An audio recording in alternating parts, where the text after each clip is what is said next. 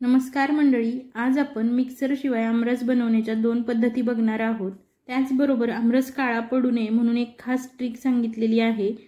लहान मुलांना किंवा मोठ्या माणसांना सुद्धा आंबे खाल्ल्यानंतर किंवा आंब्याचा रस खाल्ल्यानंतर त्रास होतो, तो होऊ नये म्हणून कोणती काळजी घ्यायची हे डिटेलमध्ये या व्हिडिओमध्ये सांगितलेले आहे। त्यामुळे व्हिडिओ शेवटपर्यंत नक्की पहा। इथे मी 3 केशर आंबे मिठाच्या पाण्यामध्ये अर्धा ते पाऊण तासापूर्वी भिजत ठेवले होते। भिजत ठेवताना या आंब्यांचे देठ व्यवस्थित असं पाण्यामध्ये बुडलं गेलं पाहिजे याची काळजी घ्यायची। आंबे कमीत कमी अर्धा ते पाऊण तास भिजवून घ्यायचे पाण्यामध्ये। असं केल्यामुळे आंब्यांमधली उष्णता कमी होते आणि आंबे खाल्ल्यानंतर आपल्याला कोणत्याही प्रकारचा त्रास होत नाही। त्यानंतर यावरती अशा प्रकारे पाणी टाकून आंबा व्यवस्थित असा सगळीकडून चोळून घ्यायचा।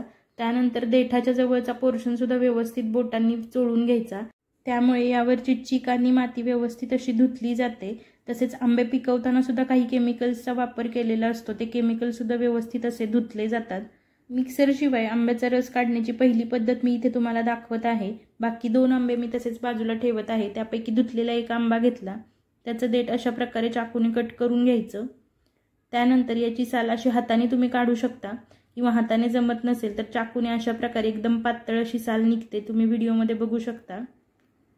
ही साल काढून घ्यायची। त्यामधला थोडासा पोर्शन आमचा बोका खाऊन गेला। त्यानंतर आता या आंब्याचा रस कसा पाडायचा हे मी तुम्हाला सांगते। ज्या भांड्यामध्ये तुम्ही आंब्याचा रस करणार आहात ते भांडं शक्यतो काचेचं किंवा स्टीलचं असायला हवं, त्यामुळे रस काळा पडणार नाही। नंतर त्या भांड्यावरती पुरणाची चाळण ठेवायची आणि हा जो साल काढून घेतलेला आंबा होता तो असा त्यावरती चोळून घ्यायचा। असं केल्यामुळे खाली एकसारखा असा आंब्याचा रस पडत राहतो। चोळून झाल्यानंतर आंबा थोडासा फिरवून घ्यायचा आणि नंतर दुसऱ्या साईडने सुद्धा व्यवस्थित असा चाळणीवरती चोळायचा। अगदी 1 ते 1.5 मिनिटांमध्ये अख्ख्या आंब्याचा रस आपला पडून तयार होतो आणि कोयला सुद्धा अजिबात रस उरत नाही, ते व्हिडिओमध्ये तुम्ही बघू शकता। चाळणीला सुद्धा लागलेला रस नंतर हातांनी काढून घ्यायचा। ते मिक्सरशिवाय आपण अगदी व्यवस्थित असा आंब्याचा रस पाडून घेतला।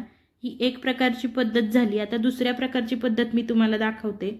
उरलेले 2 आंबे आहेत ते अशा प्रकारे देठ काढण्याच्या अगोदर हाताने चांगले दाबून घ्यायचे, त्यामुळे त्याचा आतला पल्प जो असतो तो मोकळा होतो आणि आंब्याचा एकसारखा असा रस पडायला मदत होते। त्यानंतर हे जे देठ आहे ते देठ अंगठ्याने असं काढून घ्यायचं आणि थोडासा असा आंबा पिळून घ्यायचा, त्यामुळे त्यामध्ये असलेला चिक सुद्धा पडला जातो।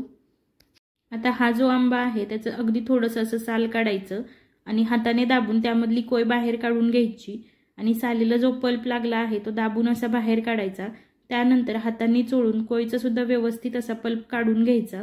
याच पद्धतीने उरलेला जो एक आंबा होता त्याचा सुद्धा मी पल्प काढून घेतला।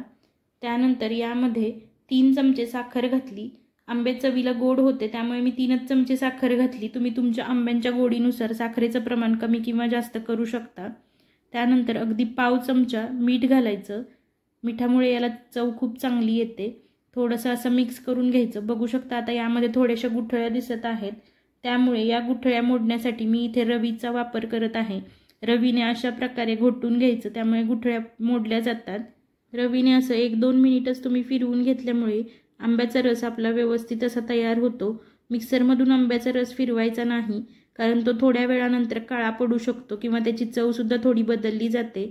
बघू शकता किती छान असा आंब्याचा रस आपला तयार झालेला आहे।